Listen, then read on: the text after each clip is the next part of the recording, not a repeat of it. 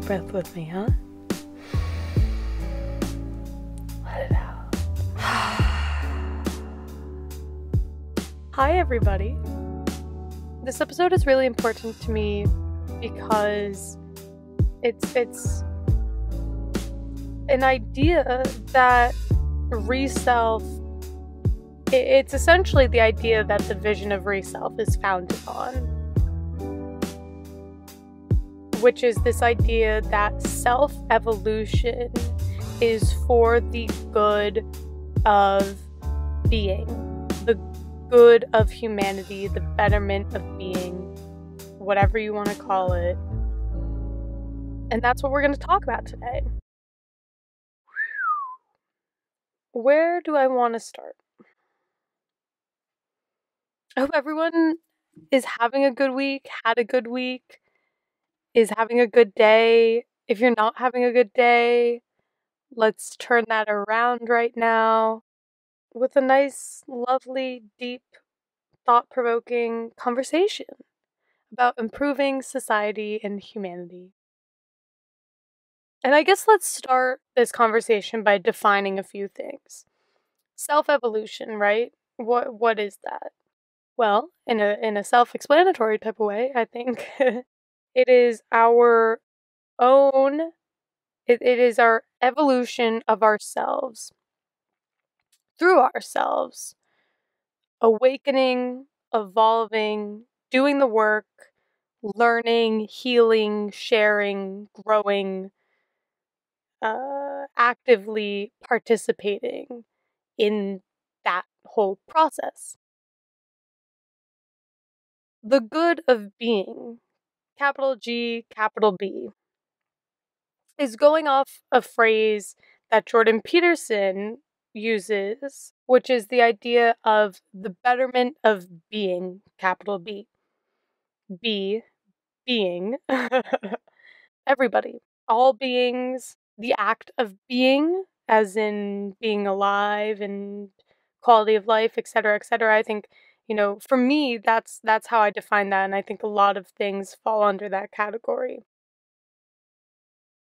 But I put a little twist on that, on Peterson's idea, because of something that we talked about in a previous episode, as well as on our Instagram, reself.ing, link is in the show notes, that Dave Chappelle talks about, this idea of aiming for good rather than just better, and that we need to use that compass of good rather than just aiming for things being better or worse and using that as a compass. And so we arrive at capital G, good, of capital B, being. Capital G because it's our compass. It's not the betterment of being, but it's the good of being. It's this idea that we might not be able to define, but it's kind of hazy and we kind of understand pillars of it: equality, equity, justice, peace, harmony, quality of life, fulfillment, happiness, all of these different metrics. So this whole concept, right, is posited on this idea that I think the Dalai Lama communicates beautifully in a quote where he says, "We can never obtain peace in the outer world until we make peace with ourselves." I'm pretty sure I'm paraphrasing that right. But I absolutely ascribe to this. So long as we continue to look outside for peace, fulfillment, happiness, growth, whatever it is, we will be unfulfilled. We will not reach that because that outer peace, harmony, fulfillment depends on us as the participants, right? And what we're bringing to our table, from what we're thinking to what we believe to our experiences and everything. In that sense, this is kind of radical in the direction of the world we're going in, because, and I think it's the kind of radical thing that will save us, because there's a lot of things that are constantly threatening us as a species. There are a lot of self-created things that are constantly threatening us as a species. What threatens us as a species threatens us as individuals. And so when we as individuals can be the change that we need to see in the world, as Gandhi puts it, we are propelling that change on a capital B being level, on a species level.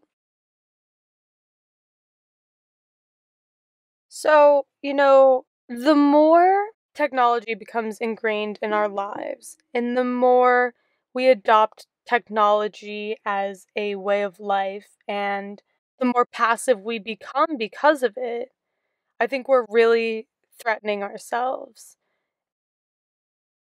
Where self-evolution comes in is moving beyond the limits of ourselves and our current experience, our current situation, our current influences, not being controlled by them, by ego, by material, by being zombified, lulled to sleep into passivity by technology, complacency, and moving toward and aiming at capital G good.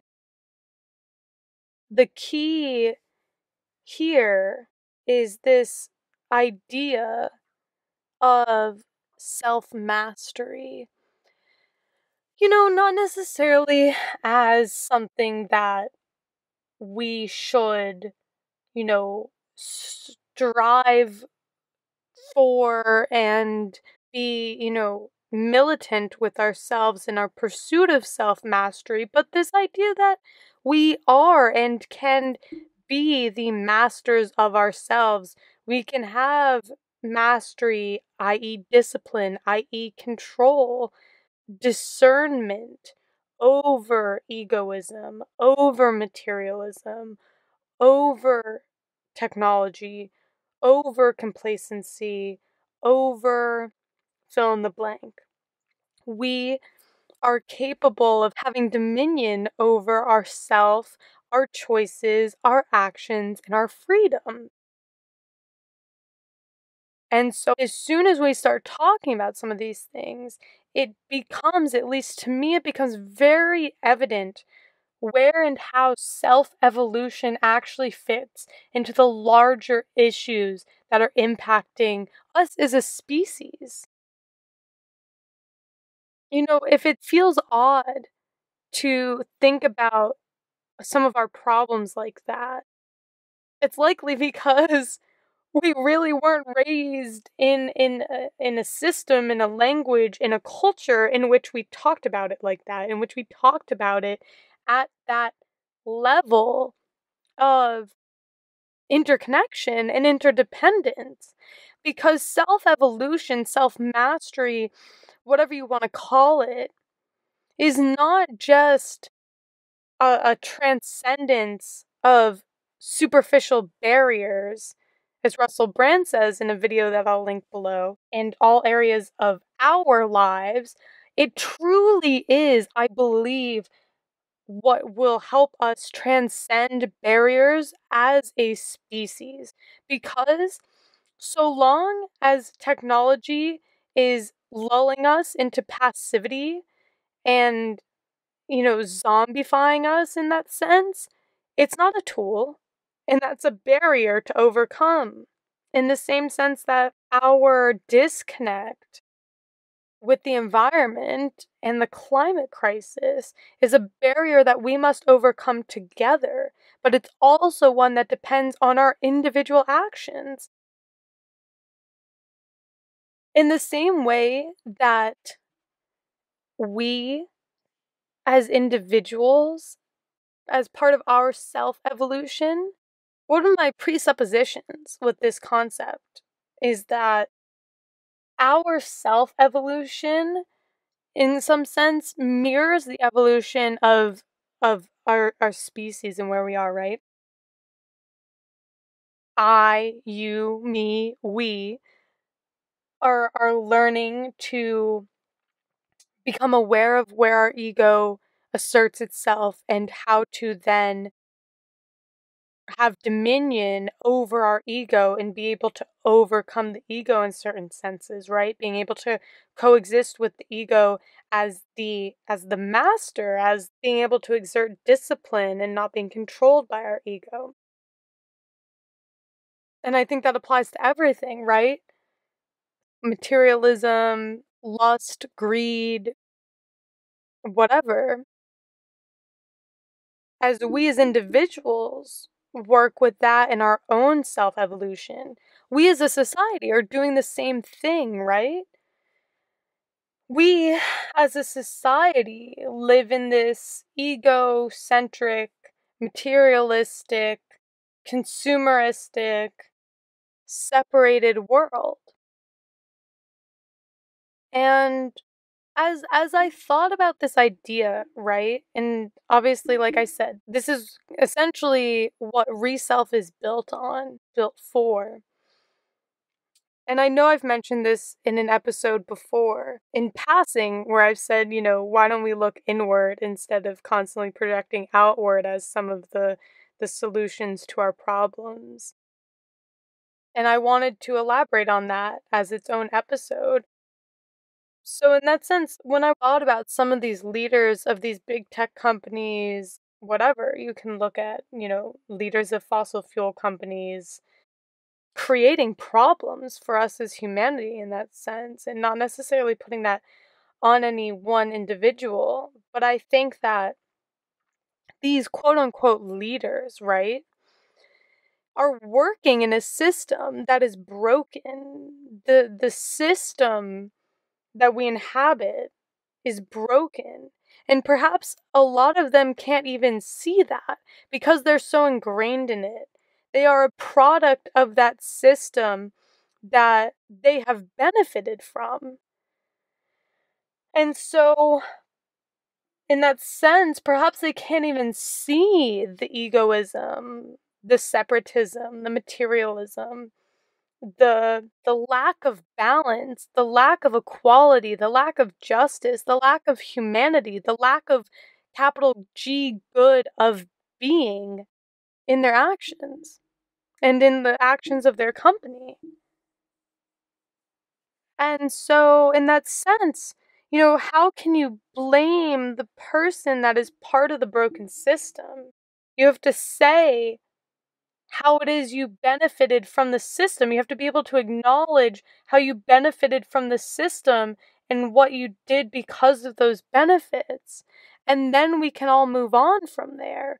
But unless we can all start to understand the ways in which the system we currently live in and the values of these systems, of governments, of nation states, of all of these different players, we're still perpetuating it.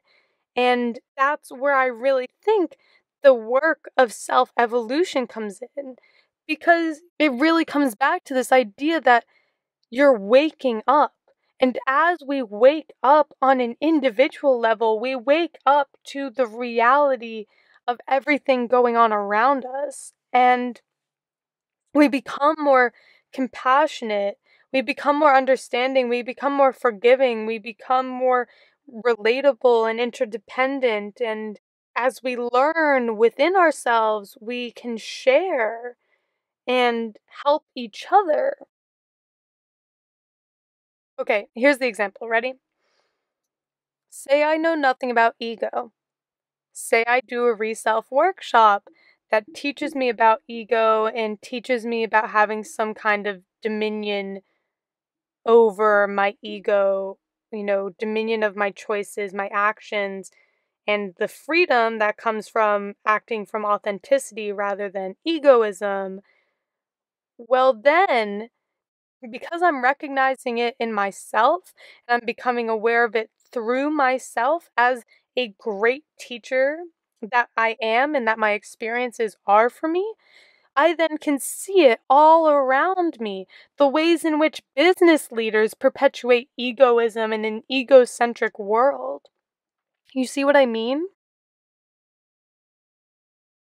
The more we can move beyond the material and materialism, consumerism, lust, greed, these empty promises, these empty things of modern day life, the more we can get closer to what matters. I think there's no coincidence that the mental health crisis we are experiencing is happening in the world we live in. We're so disconnected from each other, from our roots, from what is meaningful and fulfilling and harmonious and, fill in the blank. We are suffering. And our modern world doesn't help that. As we awaken to the ways in which we are being limited in our own self-evolution, we awaken to the ways in which our humanity is being limited in its evolution because of closed-mindedness, greed, hatred, separation, injustice, all these different contributing factors. The more we can see the ways in which we in our own lives are being zombified by our use of technology, the more we can see the ways in which society is being zombified. And I understand, from a philosophical perspective, I think that this idea of the masses being sheep and being complacent, perhaps might not be new, but I don't know if I agree with it. I agree with it on the sense that I understand it, and I understand what philosophers are saying when they talk about this. But I think that we are just at the precipice of at least the possibility of another great awakening. I believe it, 100%. I think it's what we need. And I think that awakening is the awakening of self-evolution. This is nothing new. It's literally been talked about in ancient philosophies for thousands of years. But when has there ever been a time, an opportunity, a way to communicate to everyone in an accessible, digestible manner how to do it? Why to do it? Never. Except now. And so, that is, I believe, the most important thing that we can do in the direction of the good of being. We need it. Humanity needs it. Because when you educate people, when you give people the tools to evolve, to awaken, to do the work, to heal, to empower each other, you're doing all of that for humanity itself.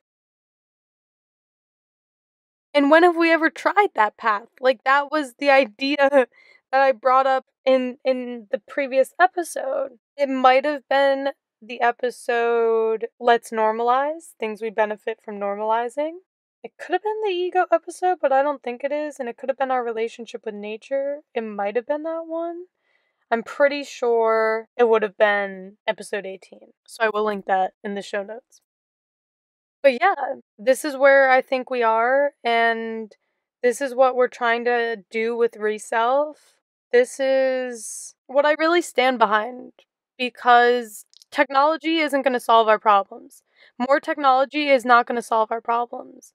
More AI, more technology integrated into our way of lives is not going to solve our problems, especially when we can't even, break addictions to social media and to our phones. Like, that's not helping. It's just lulling us to sleep. And so, what we really need then is to move beyond complacency and acceptance that this is the way it is and this is the way it will be, because it doesn't have to be. Because people like you and me and anyone who is doing something in the direction of the good of being knows that it is through nonviolent civil disobedience, through our everyday actions, that's going to make a difference.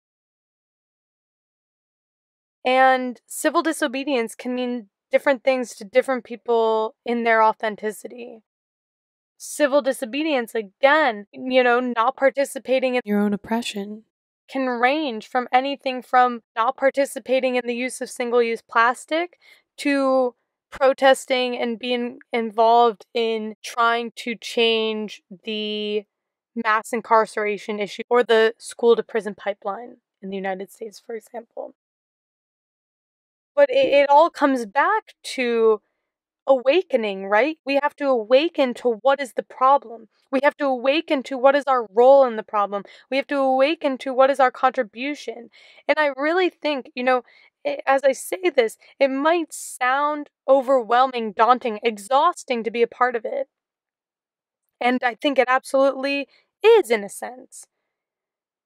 But that is where I truly believe fulfillment and purpose and meaning comes from, in whatever way, shape, or form that takes in your way of life. Aiming for the good, right? Having that compass of good, throwing away the compass of better or worse, because that's not getting us towards meaning and purpose and fulfillment. Because it's just not, because we're obviously, right? We're talking about self-evolution, but self-evolution means collective evolution, one person at a time. And that's what we're here to do. That's what we each can do in our own way with this knowledge, with our authentic expression of it. That's what we're doing. That's what we're contributing to. We are having our singular experience, but we are part of something so much larger than ourselves.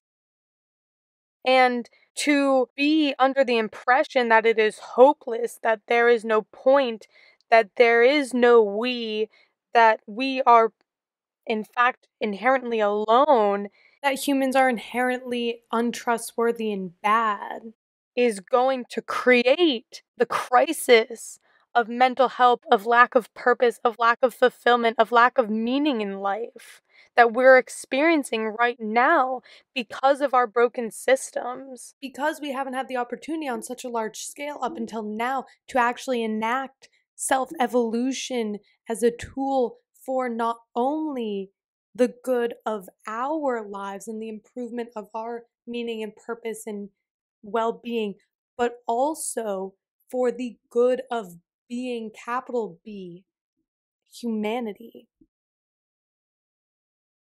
So it's about not surrendering, not being blinded into following, quote unquote, the herd, and not just aiming for better or worse in our own lives and collectively.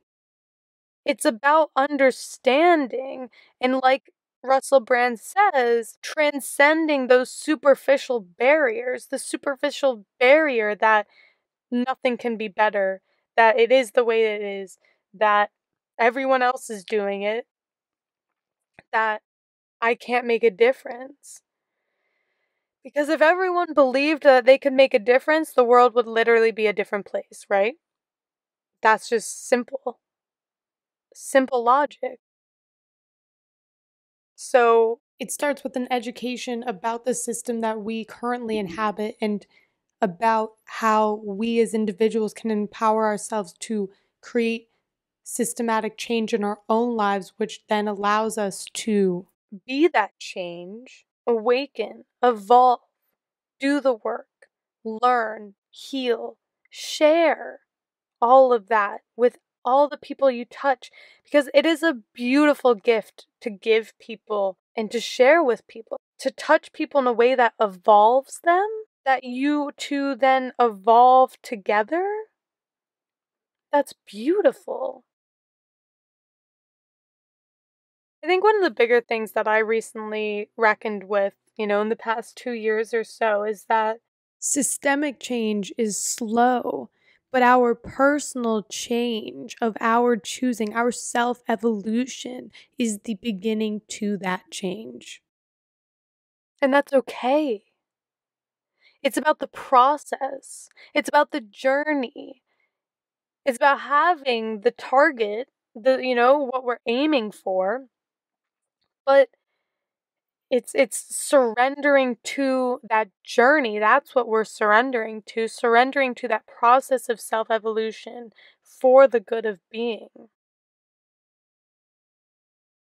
Because what else are we doing with our time? Honestly, I mean, wherever we are literally spending our time, wasting our time in ways that leave us feeling unfulfilled, meaningless, lulled to sleep, complacent, zombified, whatever, separate, materialistic. We lack that interconnection. We lack that depth of understanding. We lack touching the mysteries of life, getting to, the juicy stuff. And in that perspective, it's like, what's the point, right? That's where, in a sense, we arrive, whether it's we arrive there through a feeling of lack of meaning, purpose, fulfillment, or logically we arrive at that point. But it doesn't have to be that way. And that's, again, where we arrive at self-evolution and how it benefits the good of being, capital B. It benefits the good of being lowercase b in your whole life. And in all of that, then it benefits the good of capital B being.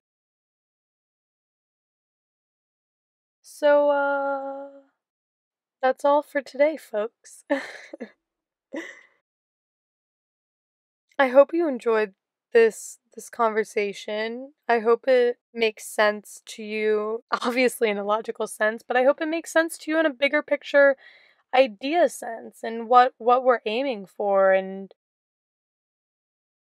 I hope it resonates with you. I hope that you see what I'm trying to communicate, and what's behind this idea and where this can really lead us, because this is what I'll leave us with.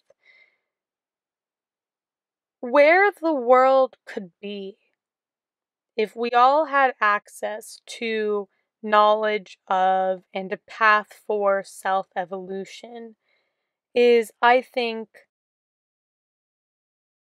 baffling in the most brilliant way, because I think that would lead to fulfillment, authenticity, and progress in a balanced, harmonious, conscious, intentional, well thought out direction of the good of being on a large scale, on a species scale. And I really think this is it.